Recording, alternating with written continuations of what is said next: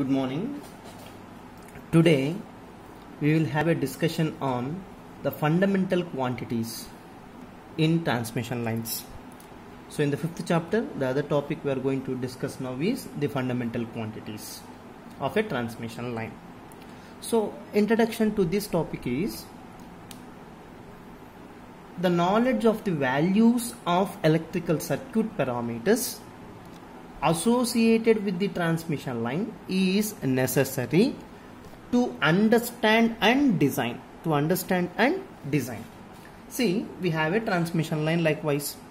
To study this transmission line, to analyze this transmission line, and also to design this transmission line, we need to have some knowledge about this particular transmission line in terms of its electrical circuit.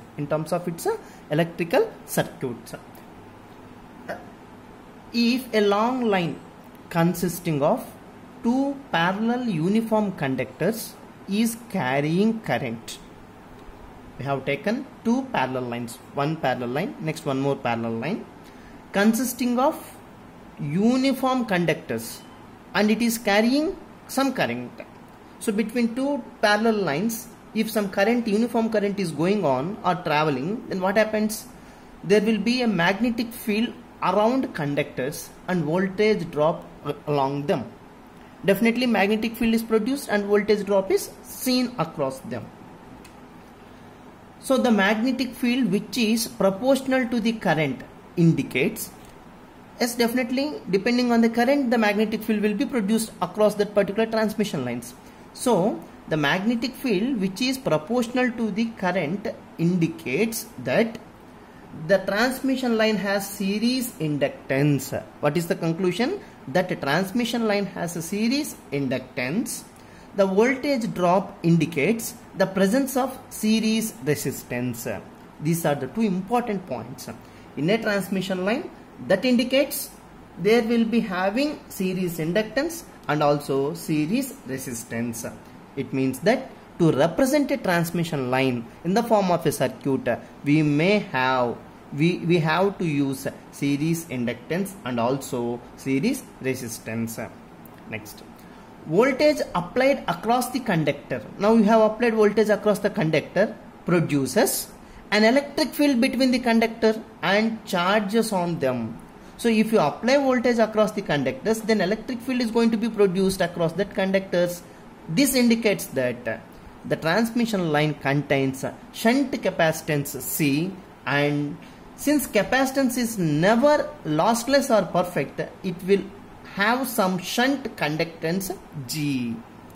See, we got a conclusion that they are having series inductance and also series resistance.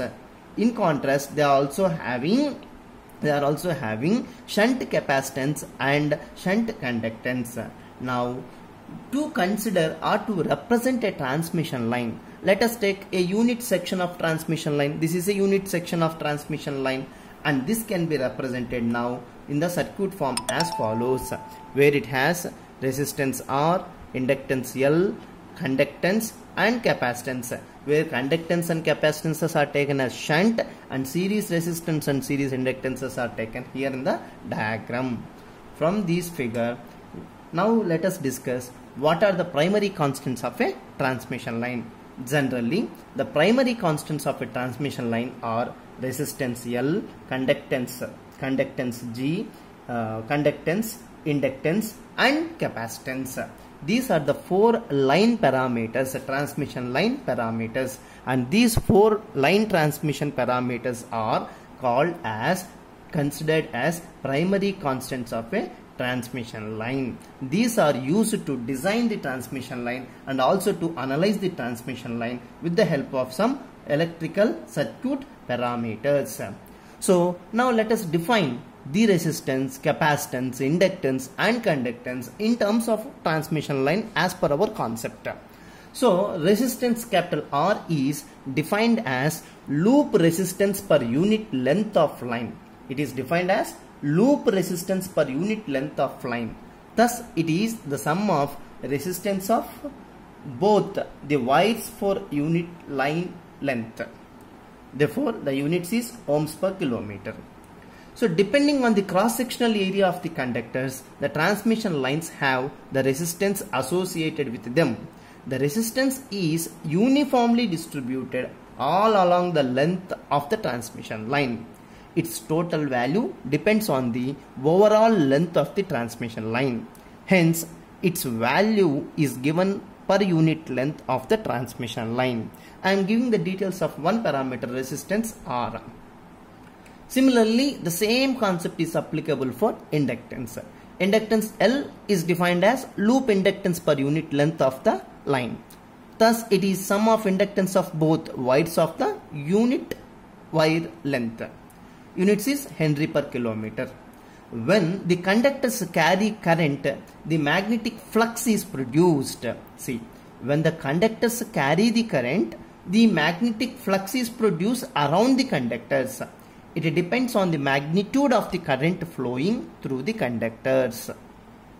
The flux linkage per ampere of current gives rise to the effect called inductance of the transmission line. It is also distributed all along the length of the transmission line. Next parameter is capacitance C. It is defined as shunt capacitance between two wires per unit line length. Units is Farad per kilometer. The transmission line consists of two parallel conductors separated by a dielectric like air. Such parallel conductors separated by an insulating dielectric produces a capacitive effect. Due to this, there exists a capacitance associated with the transmission line, which is also distributed along the length of the conductor. Similarly, the other one, conductance G.